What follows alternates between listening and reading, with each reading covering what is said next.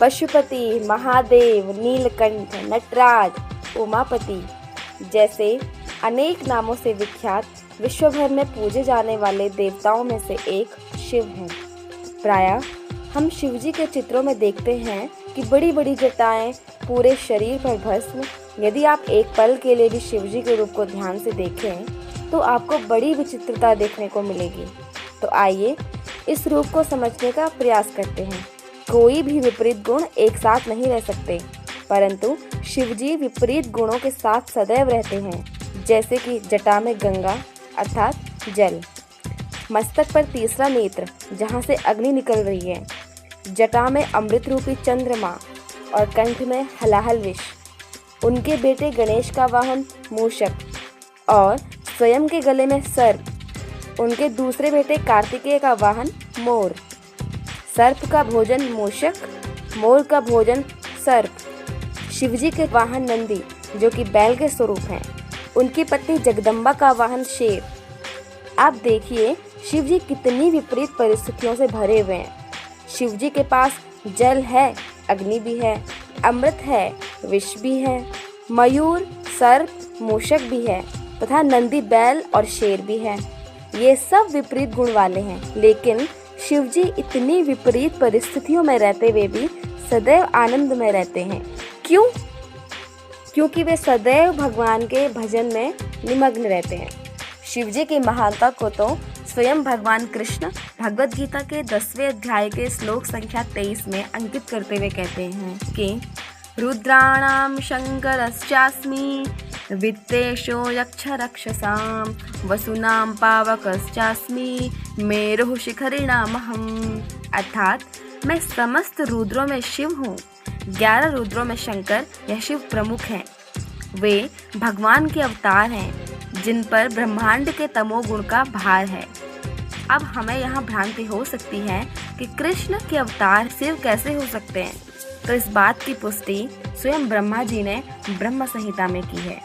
क्षीरम यथा दधि विकार विशेष योगात् संजायते नहि ततः पृथगस्ति हेतुः यः शम्भुतामपि तथा समुपेति कार्यात् गोविंदमादि पुरुषम तमहं भजामि।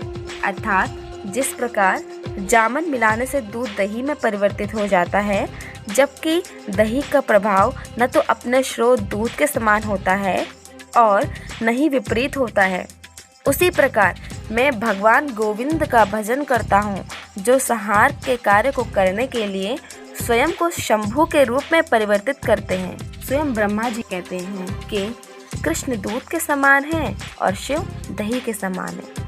कृष्ण और शिव भिन्न तत्व हैं, उन्हें समझना अत्यंत कठिन है।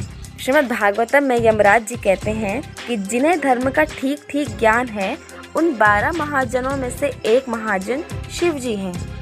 इसका अर्थ यह है कि शिव जी को धर्म का ठीक ज्ञान है। जो भी उनका अनुसरण करेगा उसे भी यह सर्वश्रेष्ठ ज्ञान प्राप्त हो सकता है। श्रीमद् भागवतम के 12वें स्कंद के 13वें अध्याय के 16वें श्लोक में कहा गया है, निम्नगानाम यथा गंगा देवानाम अच्युतो यथा वैष्णवानाम यथा शंभु पुराणानाम इदम तथा। सभी नदियों में सर्वश्रेष्ठ गंगा है, सभी देवताओं में सर्वश्रेष्ठ अच्युत हैं, सभी वैष्णवों में सर्वश्रेष्ठ शंभु हैं और सभी पुराणों में सर्वश्रेष्ठ भागवत महापुराण है। यहाँ कहा गया है कि वैष्णवानाम यथा शंभु, वैष्णव तो अनेक हैं, परंतु सर्वश्रेष्ठ वैष्णव कोई है तो वो है शिव जी। और वैष्णव किसी भी परिस्थिति में बिना किसी तनाव के आनंद में रहते हैं। फिर शिव जी तो परम वैष्णव हैं।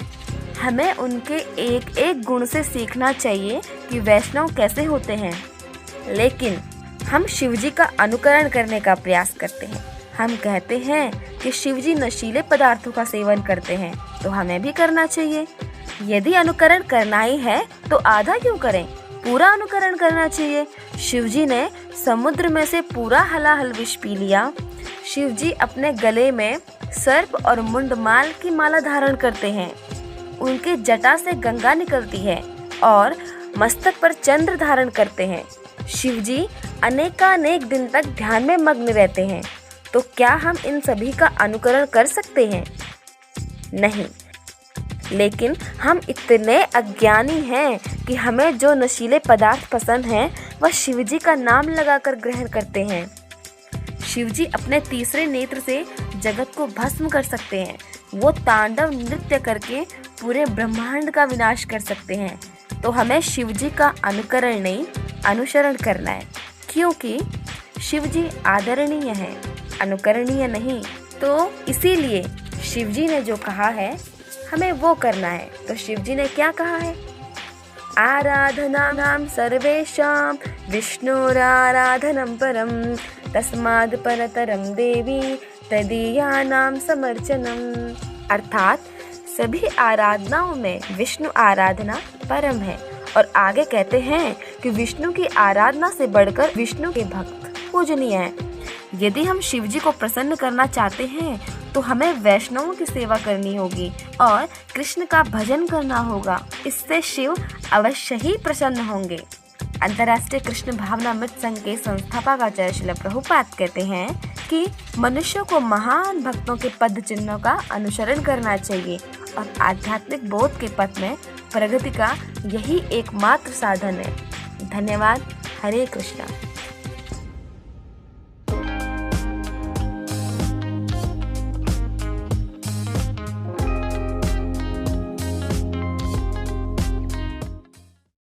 Please subscribe my channel and also like, share, comment on my video. Tap the bell icon for more video. Thank you.